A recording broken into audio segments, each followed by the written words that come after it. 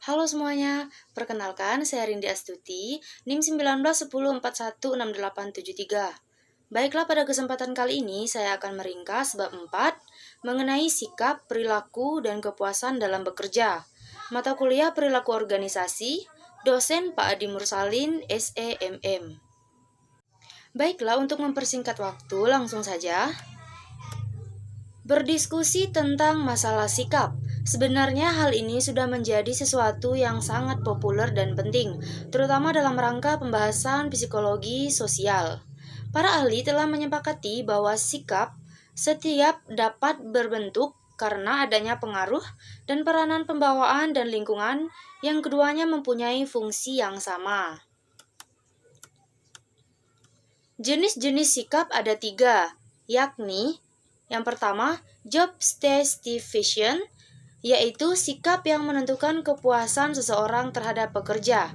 Yang kedua, job involvement, yaitu sikap yang menggambarkan sampai sejauh mana partisipasi aktif karyawan terhadap pekerjaannya. Yang ketiga, organization commitment, yakni sikap yang menunjukkan sampai mana seseorang melibatkan diri dalam organisasi beserta dengan tujuan-tujuannya dan ingin menjaga keanggotaannya dalam organisasi.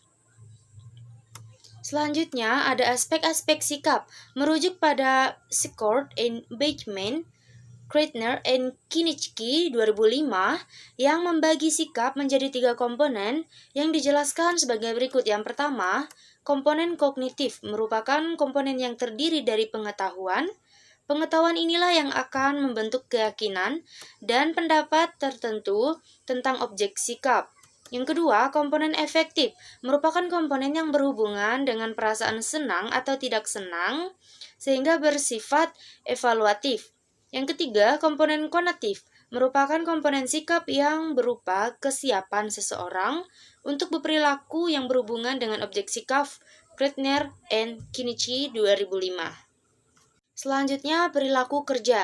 Sedangkan menurut Stephen P. Robbins 2012 menjelaskan bahwa perilaku kerja merupakan suatu karakteristik dan tingkah laku yang terdapat dalam setiap individu atau suatu perusahaan yang terdapat dinamika kepemimpinan. Perilaku kerja meliputi kepribadian, harga diri, pemantauan diri, dan kecenderungan untuk menanggung risiko.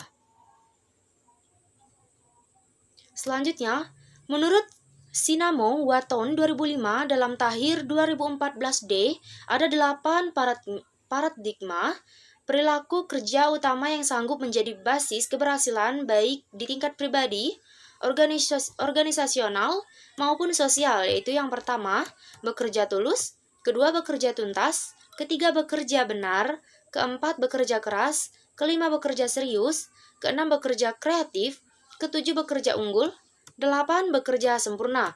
Berdasarkan uraian-uraian tersebut, dapat disimpulkan bahwa perilaku kerja memiliki peran yang sangat penting untuk mencapai suatu keberhasilan yang sesuai dengan tujuan suatu perusahaan.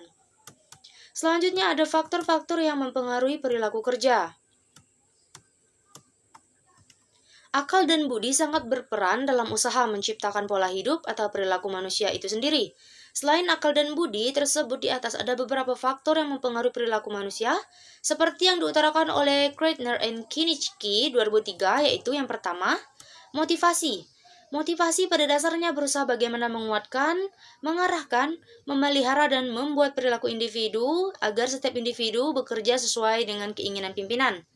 Yang kedua, sikap. Sikap didefinisikan sebagai kecenderungan merespon sesuatu, memperhatikan suatu objek tertentu. Yang ketiga, keyakinan. Keyakinan seseorang merupakan representasi mental lingkungan yang relevan, lengkap dengan hubungan sebab dan akibat yang ada. Keempat, imbalan dan hukum. Sifat imbalan atau hukum yang dilaksanakan dengan mempengaruhi perilaku individu. Kelima, budaya. Budaya juga membantu anggota organisasi dalam membenarkan perilaku yang sudah ada dan merupakan aset yang berharga. Jika perilaku tersebut tidak sesuai, maka penguatan ini akan menjadi beban liability. Selanjutnya, kepuasan kerja.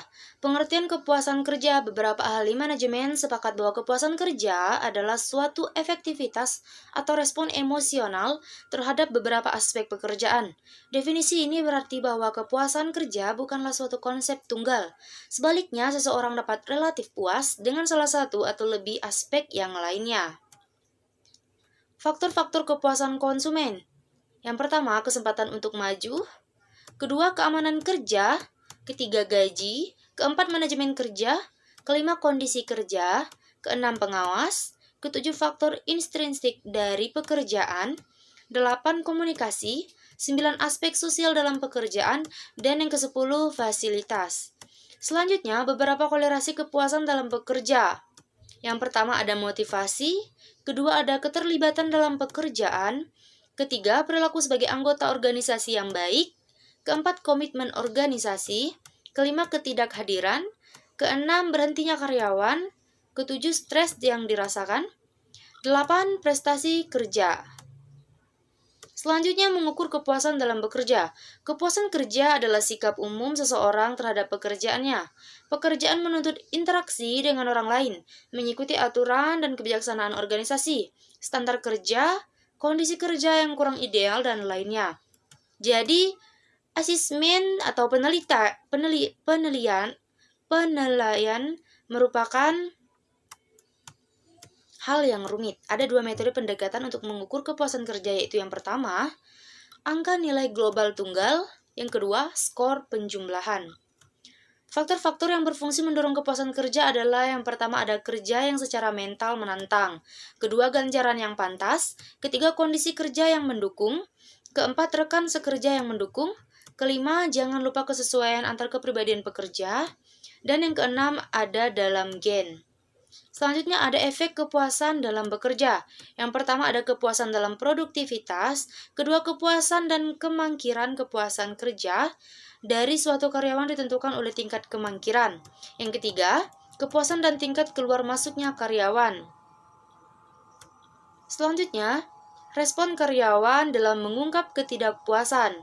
Ada 4. Yang pertama, ekik atau ketidakpuasan yang diungkapkan lewat perilaku yang diarahkan untuk meninggalkan organisasi. Kedua, suara atau voice, ketidakpuasan yang diungkapkan dengan usaha aktif dan konstruktif untuk memperbaiki kondisi. Ketiga, kesetiaan atau loyalty, ketidakpuasan yang diungkapkan secara pasif menunggu membaiknya kondisi. Dan yang keempat, pengabaian atau neglect, ketidakpuasan yang dinyatakan dengan membiarkan kondisi memburuk. Menurut Kinichi and Kreitner 2003, kepuasan kerja pada umumnya mengacu pada sikap seseorang pegawai atau karyawan terhadap pekerjaannya.